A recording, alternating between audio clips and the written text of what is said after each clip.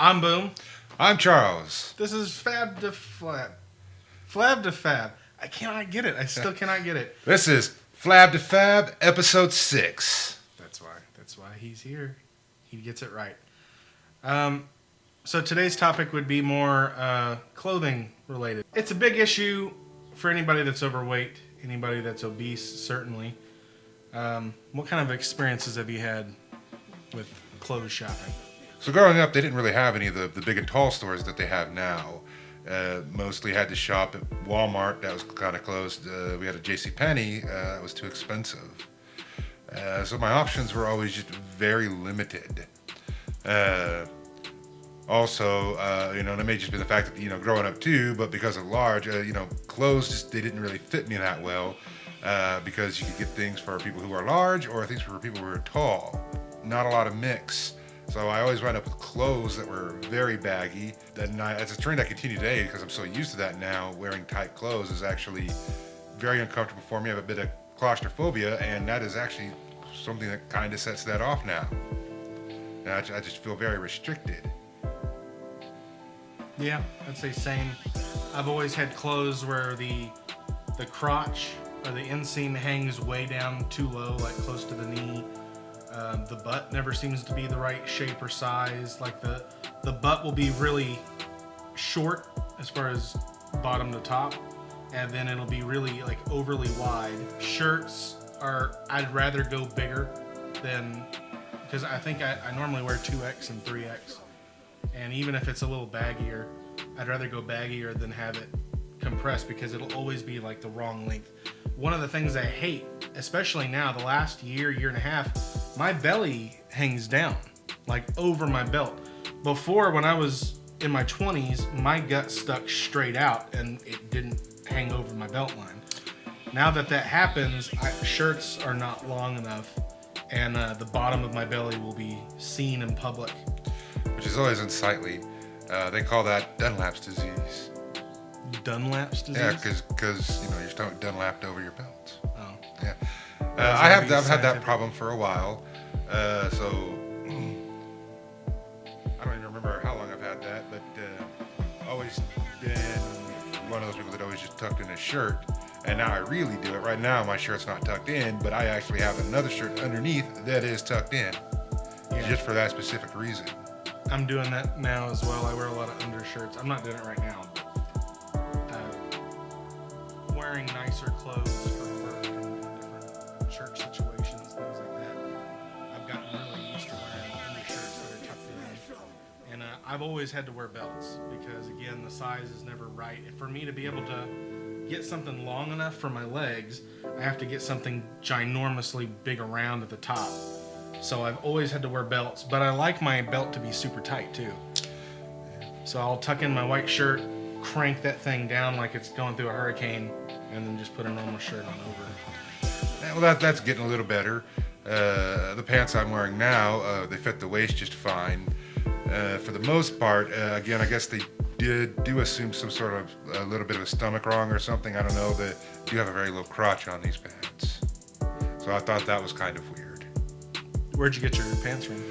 From our local big and tall store. DXL? Yes. They should sponsor us. I don't think they'd be interested in sponsoring us. We gotta bring the class, folks. We gotta bring the class and charm it up a little bit. I have shopped there once, and it was an alright shopping experience. At least I learned a lot. I still did not get clothes that perfectly fit.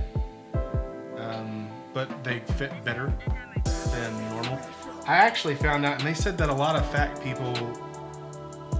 guys, the first time they get an athletic fit in a jean, that they fall in love with it. I bought 1 or 2 pairs of jeans that were athletic fit, and that means they taper at the bottom so that you don't have this gigantic bell bottom thing going on at the bottom. They taper to the bottom so your leg, it kind of sticks to your leg on your calf, and then it opens up more when it gets to the top of the thigh. So it's roomier. And sure enough, like, it was one of the better fitting pairs of jeans of my life. So always get athletic fit. The only thing I didn't like, and this is what I learned the last time I was at DXL, the rise is how high up the back the the waistband goes. And they said that I want to say the athletic cuts only come in 2-inch rises, and just enough of my crack is showing that I don't like it when I bend over at least. So I told them, hey, these would be perfect if the back just went up like another inch. And I guess I'd have to get custom, but at least now I know I need a 3-inch rise to be able to, but other than that, they fit very, very well. Shoes I wear down very quickly. And that's partly because I wear the same pair of shoes like every day. My weight plus concrete and sweat and everything, I tear up shoes very quickly. So I tend not to spend too much money on them unless it's a pair that just fits really well. I have a hard time finding shoes that even fit. Even at the DXL, they said, well, we have really wide shoes, and it's not like I don't know if it's a wideness thing. It's for it to be long enough for my foot, the top, it has to be a size that's so oversized.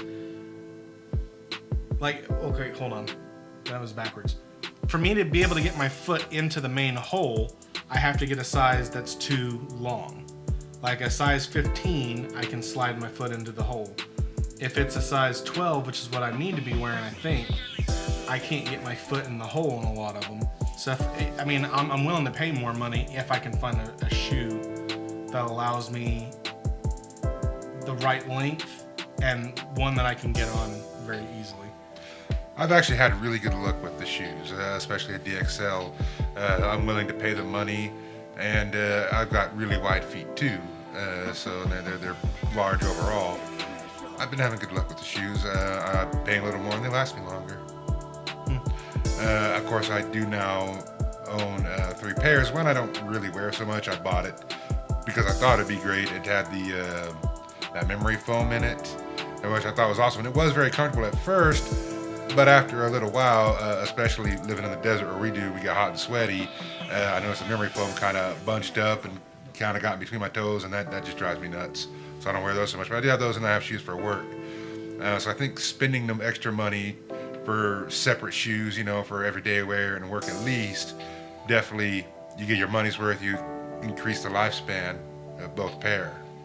I spent like $65 on some Dr. Scholl's inserts this last year, and I don't even wear them because I wore them down very, very quickly, and after like 2 months, I took them out to do something with them, and I just never put them back in because I didn't notice that big of a difference in.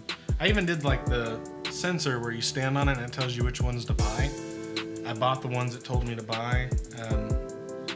I've just not found a shoe that feels that comfortable to walk around in, I guess. My flip-flops, I have Nike Bonsais. They're super cheap. They're only $25. And those feel pretty darn good to stand in. Like no matter what you're doing, it feels good. So I guess in a way I lied. My flip-flops feel very comfortable. They're very gushy, but business shoes, which is what I wear most of the time, not so much. One problem I always had, especially, really being into nerdy, geeky stuff, I was never able to get graphic t-shirts. Growing up, they just didn't exist in my size. It's starting to get better. The shirt I'm wearing now obviously is a graphic tee. Still a little bit small. I'm feeling a little bit like a sausage. But the Big and Tall store, they have some more options. I wish they'd get some more. I appreciate what I do get, but their designs are pretty generic. But I do enjoy being able to get those now. It's just one of those things I always wanted and never able to get, and now I can. I used to wear wrestling t-shirts, and those seem to be all right. I remember most of my shirts fitting okay. I always went 3X because I knew that it would shrink to 2X at some point, and I think that helped. Nowadays, I think it's worse now than it was when I was younger because I've been going to a lot of concerts here lately again, and you're lucky to find a 3X size shirt at all. And it's usually the lamest shirt that they have. It'll just be a word or something. If you want the really cool shirts with all the designs and album artwork and things like that, you're looking at 2X and down, and that's That's it. How are you doing with your diet? I actually haven't weighed myself since the last time we did our video, episode 5. But I do. This is a good topic. So we're talking about clothes anyway. I did, as I mentioned earlier, we had to go pants shopping. It's not that I wanted to. My pants were still in very good shape. Still are. I needed to. My pants were falling off. The waistline on these pants are 4 inches smaller than my last ones. So I don't know how much of a weight difference that is, but there you have it. You should measure yourself.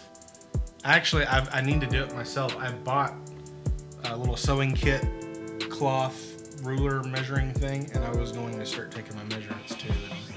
It is still in the package that it came in. Figures. How would you say your wardrobe has affected you along the social interaction, or how you feel about yourself? I don't know. I feel better when I've got tight, really restricting clothes, at least underneath normal size clothes, like the white shirt tucked in and then belt really, really tight. I've always enjoyed that. I always feel more secure in that. When I was a teenager, and I saw Jackie Chan wear it in a movie once, I always thought it'd be cool to have a kind of like an undersuit, which would connect underneath your groin like a pair of underwear, and then it would also like a wrestling singlet. I got you.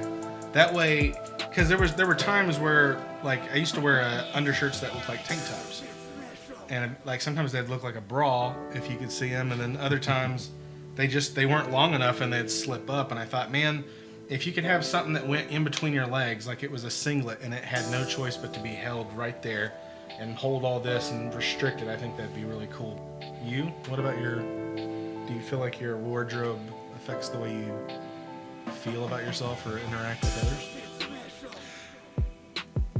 I personally, I always kind of felt like I didn't fit in. My clothes are always very generic and plain. I guess somewhere in the recesses of my mind that was there. As for what others thought, I honestly don't know. I kind of lack some self-awareness, most of the time, I guess most of the time the way it would really fit me is I'd see someone else, and that's a really cool shirt. I would like to wear it. I'd go look for it, and it's just not my size.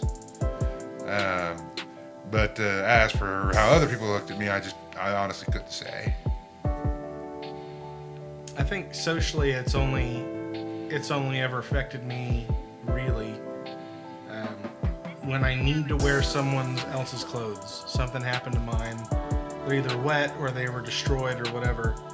There's been times where my buddy Will, I've had to borrow a shirt or two from him. Pants, it's a no-go. I can't fit into his pants at all.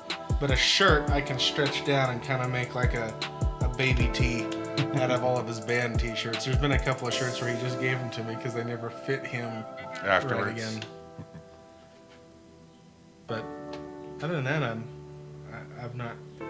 I don't know if it affects me socially as far as how I interact with people. Other than, like I said, I feel a little more confident, a little more in restricted stuff. But I don't think it affects the way other people perceive me because the personality is still there. I behave the same way all the time, unless I'm delirious, which is when I'm my favorite person.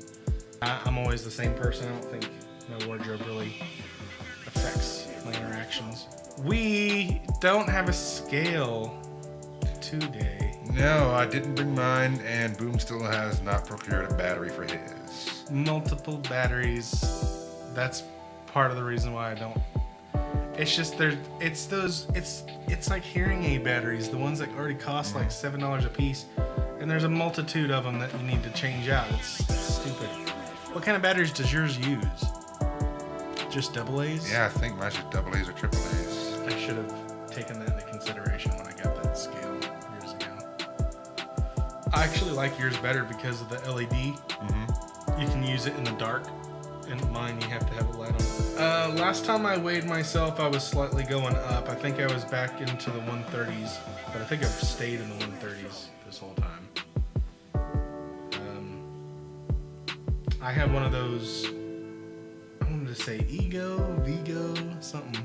I have one of those chairs at my work where you can get in it and it does your blood pressure and your weight, and now it does hydration. Higi. I think it's called Higi, Higi.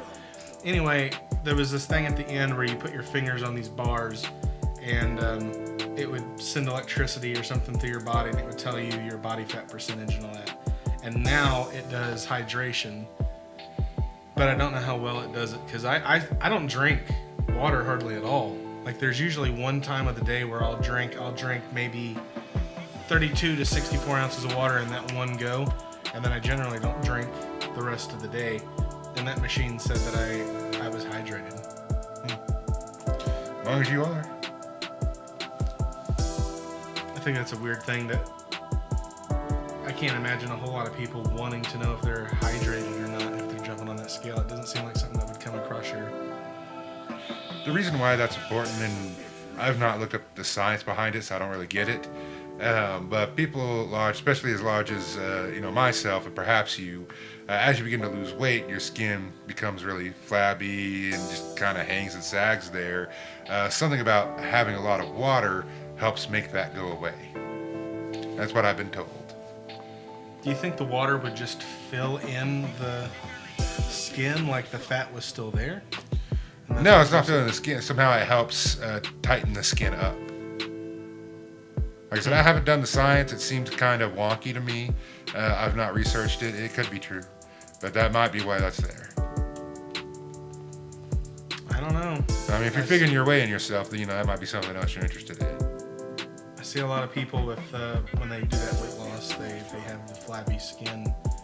I just watched a video today of I checked up on DDP Yoga, and they had another guy that had been really huge and lost a ton of weight on that show, and he was skinny. Like you could see it in his face and his neck and his hands, his arms, but in here he still looked really fat. And when he looked closely, it was just like an unrolled roll of toilet paper of just skin and hanging there. It was all just collected up into his shirt. And every time he moved, you could see like all this loose skin just roll all over the place. If I lost, I think, according to that Higi, I'd have to lose another 100 pounds to be normal. Or I think it said I'm 40% body fat.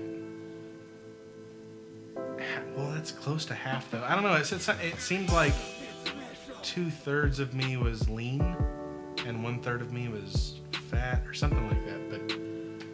But if I lost that 100 pounds, where it's saying that I need to be, I would definitely think that my belly would be, and that's something that I've wondered. When fat people get skinny and they have this really big stomach thing hanging there, does it get caught on stuff? Like when they're rolling around in bed just sleeping, does it grab onto the sheets and then you accidentally pull and maybe rip the skin at that point? When you're wearing it out, do you tuck it into your underwear and then put a belt over it, or do you how does that come about? I don't know. This is really off topic. Well, it's interesting though.